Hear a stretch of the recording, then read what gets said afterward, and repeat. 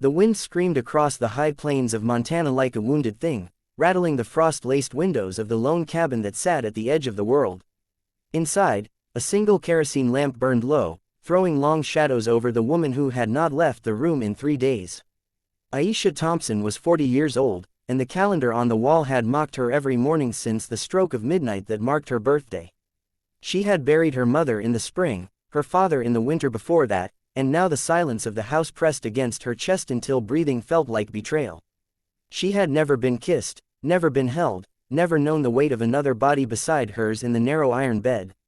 The town 30 miles away called her Miss Aisha, with the kind of pity that curdled into gossip, and she had long ago stopped driving in for supplies on Sundays when the church bells rang. Virginity at 40 was not a choice she had made, it was a sentence passed down through generations of women who were told their worth lived between their legs and their silence. She had honored the sentence until the night the blizzard came, and the cowboy knocked on her door with blood frozen to his beard and a plea in his eyes that sounded like the first honest thing anyone had ever said to her. If you believe in kindness and second chances, pause right now, hit that like button, drop a comment that says, "I believe," share this with someone who needs to hear that it's never too late, and subscribe to Gentle Hearts so we can keep telling stories that remind us the human heart is bigger than its scars. The storm had swallowed the dirt road whole, erasing every track that led to civilization. Aisha opened the door only because the knocking had turned frantic, the kind of rhythm that said a man was dying on the other side.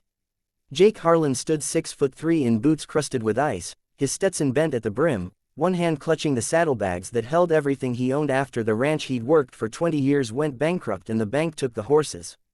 His left cheek was split open from a branch that had whipped him off the trail, and the blood had frozen into a dark ribbon against skin burned raw by wind. He did not ask to come in, he simply looked at her with eyes the color of winter sky and said the truck had died 2 miles back and the radio was dead and he would sleep in the barn if she had won, but the barn roof had collapsed under last year's snow and she knew it. Something in the way he refused to step over the threshold until she nodded cracked the first fracture in the wall she had built around herself. She stepped aside, and the cold rushed in with him, carrying the smell of pine and horse and desperation. The first month was a study in distance. Jake slept on the couch that had once been her father's, his long frame folded like a pocket knife, boots lined up beside the door every night with military precision. He rose before dawn to chop the wood she had let pile up in crooked rows, fixed the leaking flue that had smoked up the kitchen for 2 winters, and spoke only when spoken to. Aisha watched him from the window as she kneaded bread, her hands moving in the same rhythm her mother had taught her, but her eyes tracked the way his shoulders carried the weight of the axe, the way he paused to wipe sweat even when the air was 20 below. She told herself it was caution, not curiosity. Men had come through before, hunters, salesmen, a cousin twice removed who drank her coffee and left with her mother's silver candlesticks. None had stayed, none had looked at her the way Jake did when he thought she wasn't watching, like she was a puzzle he was afraid to break. Winter deepened, and the snow sealed them in tighter than any lock. The generator failed in February, and they lived by lamplight and the glow of the cook stove. Jake taught her how to read the clouds for weather, how to splice a rope, how to gentle a spooked mind by breathing slow. She taught him the names of the wildflowers that would come up in spring, the recipe for her grandmother's corn pudding, the way to listen for the creak in the floorboard that meant the house was settling into another decade of solitude. They did not touch, not even when their hands brushed passing the salt. But the space between them began to warm, like embers banked under ash. Aisha caught herself humming while she scrubbed potatoes, a tune she hadn't heard since childhood. Jake left a single eagle feather on the windowsill after he found it caught in the fence line, and she kept it in the pages of the Bible she no longer opened. March brought the thaw, and with it the first real fight. The county road crew cleared a path to the highway, and Jake's old foreman called on the landline that had somehow survived the winter. There was work in Colorado, good money, a bunkhouse with heat. Jake stood in the doorway with the receiver still warm in his hand and told Aisha he would leave at dawn. She felt the old fear rise like bile, another person walking away, another confirmation that she was the kind of woman people endured until something better appeared. She told him the couch was his for as long as he needed, but her voice cracked on the lie. That night she sat at the kitchen table long after he went to bed, staring at the eagle feather until the lamp burned out. When the first light crept through the curtains, she found Jake in the barn, saddling a horse that wasn't there, his movements jerky with indecision. She asked him what he was afraid of, and the question hung between them like frost. He said he was afraid of ruining the only good thing he'd found in years. She asked what he thought the good thing was. He looked at her then, really looked, and said her name like it was a prayer he hadn't earned the right to say. April smelled of mud and possibility. The wildflowers pushed through the earth in defiant color, and Aisha's garden rose straightened under Jake's careful hands. They worked side by side without speaking, the silence comfortable now, filled with birdsong and the low hum of bees. One evening the sky turned the color of a fresh bruise, and the rain came down in sheets that drummed the tin roof like a heartbeat. They ran for the porch laughing, soaked to the skin, and when thunder rolled overhead Jake reached for her hand without thinking. She let him hold it. The touch was electric, terrifying, necessary. Later, inside by the fire, she told him about the years of being invisible, the way her mother had warned her that men only wanted one thing and then they left you with less than you started. Jake listened without interrupting, the firelight carving shadows across the scar on his cheek. When she finished, he said he had spent 20 years proving he was good with his hands but worthless with his heart, that every woman he'd loved had left because he didn't know how to stay. Then he asked if she would let him learn. May unfurled like forgiveness. They walked the ridge at sunset, the grass soft underfoot, and Jake told her about the first time he saw the ocean, how it had scared him because it never ended. Aisha said she had never seen the ocean, had never left the state, had never believed there was a world big enough to hold someone like her. He stopped walking and turned to her, the wind tugging at his shirt, and asked if she wanted to see it with him someday. The question was so simple it broke something open inside her chest. That night she lay awake listening to the even rhythm of his breathing. From the couch and realized the space between them had become a bridge instead of a wall.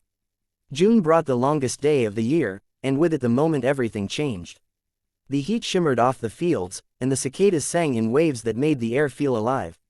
Aisha had spent the morning canning tomatoes, her arms red to the elbow, when Jake came in from the pasture carrying a bundle wrapped in his bandana.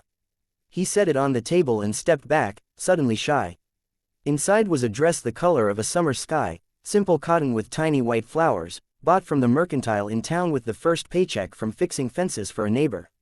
He said he'd seen it in the window and thought of her standing in the garden at dawn. Aisha held the fabric to her cheek and felt the tears come without warning.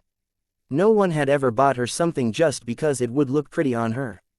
She told him she couldn't accept it, that it was too much, but he shook his head and said pretty things belonged on pretty women and he was tired of pretending he hadn't noticed.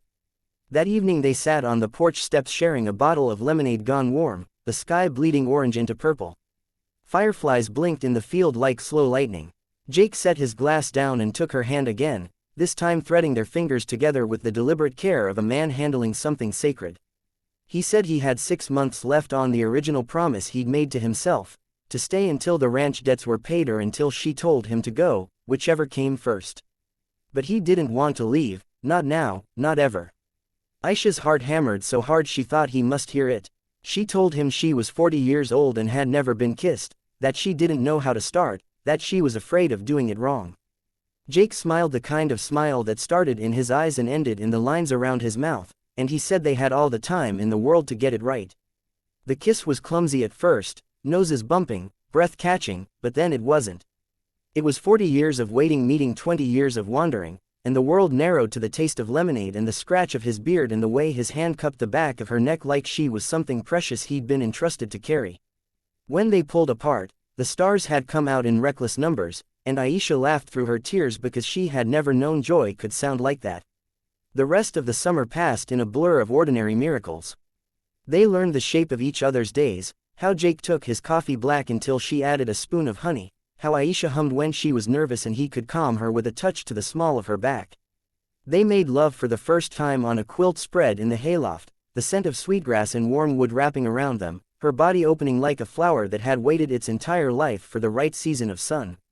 There was no shame, only wonder, and afterward she cried into his shoulder because she had not known gentleness could feel like this. Jake held her until the tears stopped, whispering her name against her skin like a promise he intended to keep. By September the cabin no longer echoed with loneliness. Jake had built bookshelves from scrap lumber, and Aisha's mother's novels sat beside his dog-eared copy of Lonesome Dove. They talked about the future in the practical way of people who had learned not to trust dreams, 10 acres fenced for horses, a second-hand trailer to haul them to shows, maybe a child if God was willing, maybe just each other if he wasn't. The town still whispered, but the whispers had changed. Now they were about the light in Miss Aisha's eyes when the cowboy opened the truck door for her at the feed store. October painted the hills in fire, and on the last day of the 6th month Jake stood in the kitchen with an envelope thick as his thumb. Inside was the deed to the 40 acres that bordered her land, bought with every dime he'd saved and a loan co-signed by a foreman who believed in second chances. He laid it on the table next to the eagle feather that had never left its place by the window and asked Aisha if she would marry him, not because he had earned her but because he wanted to spend the rest of his life trying. She looked at the deed, at the feather, at the man whose hands trembled holding a simple gold band he'd carried for weeks, and she said yes with the kind of certainty that comes after a lifetime of maybe. They were married in the front yard under a sky so blue it hurt to look at, with the preacher from town and the neighbors who had once pitied her now wiping tears at the sight of her in the sky-colored dress. Jake's vow was short. He promised to stay. Aisha's was longer. She promised to believe she was worth staying for. When they kissed, the wind carried the scent of wood smoke and turning leaves, and somewhere in the distance a coyote sang an answer to the wedding bells.